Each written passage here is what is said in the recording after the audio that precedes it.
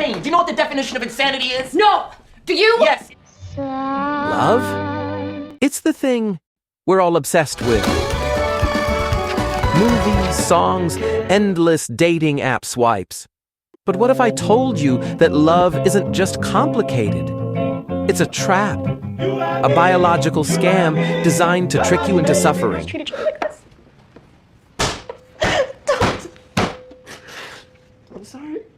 I'm sorry.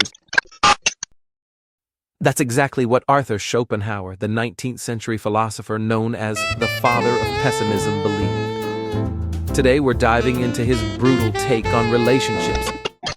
Schopenhauer didn't believe in soulmates. He thought love was just nature's sneaky way of tricking us into reproducing. He called it the will to life, a blind, unconscious force that hijacks your brain to ensure the survival of the species. Basically, you're not falling in love. You're being puppeteered by evolution. Think about it. Why do we obsess over crushes? Why does heartbreak hurt physically? Schopenhauer would say, it's not you wanting love. It's the will to life screaming, find a good genetic partner. And once you've served your purpose, the magic fades. That's why he called marriage a trap and said romance is just the serious business of the species. Harsh. Absolutely. Oh, but let's test his theory.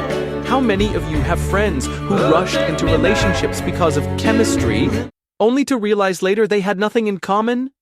Schopenhauer's laughing in his grave right now.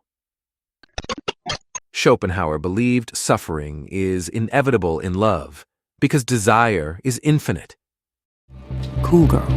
Men always use that, don't they, as their defining compliment. She's a cool girl. Cool girl is hot. Cool girl is gay. Cool girl is fun. Cool girl never gets angry at... When you're single, you crave companionship. When you're in a relationship, you crave freedom. And if you're in a situationship, well, you're just craving clarity. He argued that romantic love is just a cycle of longing and disappointment. When you idealize someone, you're setting yourself up for misery, because no human can live up to the fantasy in your head. Sound familiar, Swifties? And let's talk about social media. Every couple goals post is basically screaming, look how happy we are. But Schopenhauer would call this a double trap. You're either suffering in silence or lying to yourself. No wonder anxiety about being forever alone is skyrocketing. So what's the solution? Schopenhauer's advice was extreme. He never married, lived alone with his poodles, and believed the only escape was to deny desire altogether. Basically become a monk or embrace eternal solitude. Not exactly practical, right? No. But hidden in his pessimism are some surprisingly useful takeaways. One love that has possessed me, one love really true. Stop romanticizing love.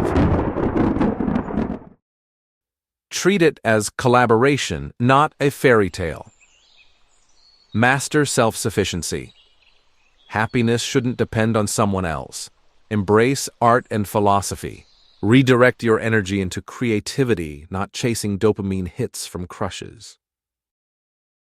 Schopenhauer thought art was the closest we get to transcending suffering. So next time you're tempted to stalk your ex's Instagram, maybe pick up a guitar or write poetry instead. See, Sarah Lynn? We're not doomed. In the great grand scheme of things, we're just tiny specks that will one day be forgotten. So it doesn't matter what we did in the past or how we'll be remembered.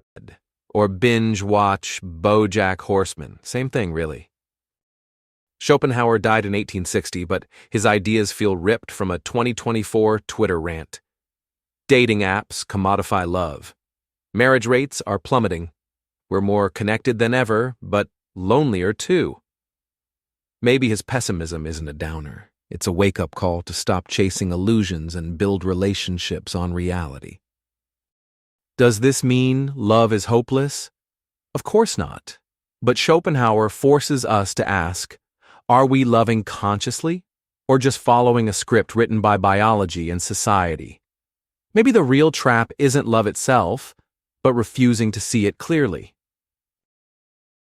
So what do you think? Is love a beautiful lie or a necessary trap? Drop your hottest takes in the comments. And if you're feeling brave, hit like and subscribe, because nothing terrifies the algorithm more than pessimistic philosophy. Stay curious, stay skeptical, and see you next time.